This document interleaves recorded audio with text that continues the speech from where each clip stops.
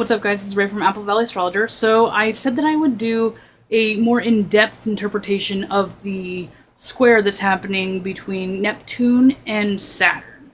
So that square's actually been coming in and out of exact alignment for the past almost year now. I had Saturn going to Sagittarius at the beginning of December of last year, and Neptune was obviously still in Pisces, and then that ended up going retrograde eventually this year as well. But while Saturn's been going back and forth doing its dance with the retrograde and direct, and then Neptune also did its retrograde and then direct, they've both lined up multiple times. And that is really what has been shaking the foundation that is associated with Saturn. So we're in the process of actually dissolving the world as we know it. So we're supposed to be adapting.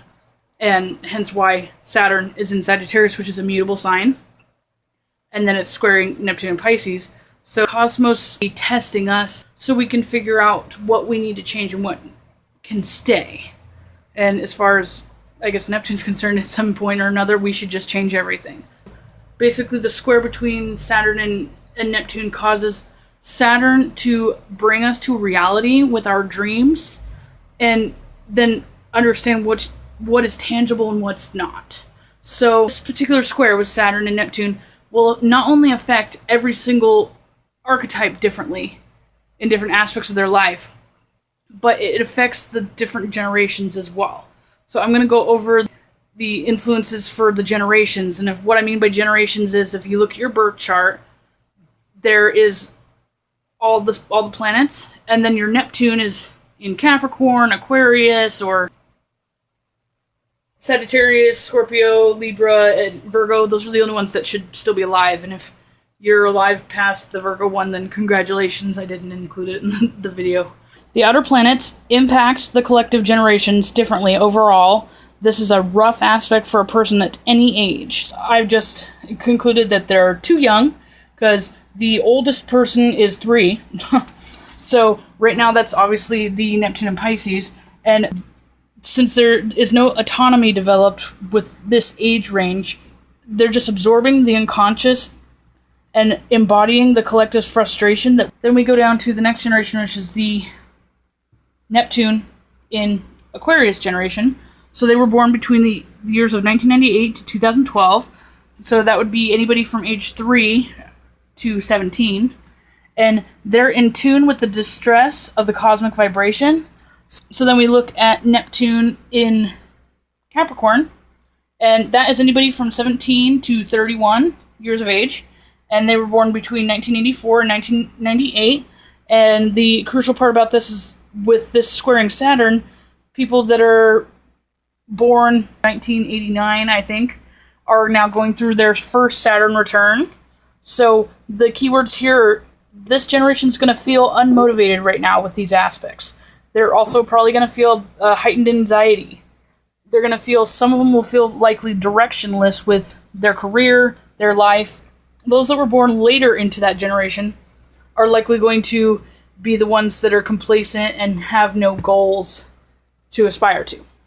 So then, oops, I accidentally tried to erase that. So then the next generation is going to be Neptune in Sagittarius, and that's from the year 1970 to 1984. And those are the people that are 31 to 45 years of age.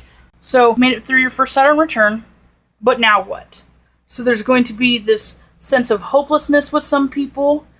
Some people might feel like there's some sort of empty void that they need to fill, or they just might have like overall confusion, or also, as the previous generation, anxiety that they don't know what to do next with their life, or they feel like they made it through most of their stumbling blocks, and now they don't know what else to do. So then we go into the Neptune Scorpio generation. They were born from 1956 to 1970, and they're between the ages of 45 to 59. Okay, so this is the time when you go through your second Saturn return, towards the end of these years, obviously. So 56 to 59, roughly, is around your second Saturn return. And usually life feels unfinished, especially if you're having any kind of health concerns that are now coming up. And there might also be some sort of disappointment, age where people retire, achieve the highest in their career or purpose, and they may feel that it wasn't all that they wanted it to be. And then we look here to the next one, 59 to 73, which is going to be the Neptune in Libra. And these are actually two coupled together, so I'll just cover them together. So those guys were born from between 1942 to 1956. And then those that are 73 years old to 87 years old that were born with the Neptune Virgo generation. And they were born between 1928 to 1942. So it's after the second return, a development of understanding and acceptance of universal law begins to merge with the individual. So this is when they usually start to develop some sort of spirituality or philosophy, because this is more or less the psychological symbolism for accepting death and trying to make sense of life and the meaning. And so that's how this particular aspect is affecting each generation. Since they're both generational planets, they have to be attributed to each generation and how they affect somebody through perspective. Because Saturn squaring Neptune can be taken in all different ways depending on the perspective of the individual in question. So I'm going to I'm debating on if I should do a second video or not. Basically, I'm going to cover the different houses that will be impacted with each sign. I'm going to do some solar charts as an example, just so people can get an idea of what houses that these two planets are landing in your chart. There's likely that you already know where it's coming from, and this might be more of a validation sort of thing, but it's also going to have exact aspects again. So it could intensify the themes that have been already occurring throughout this year.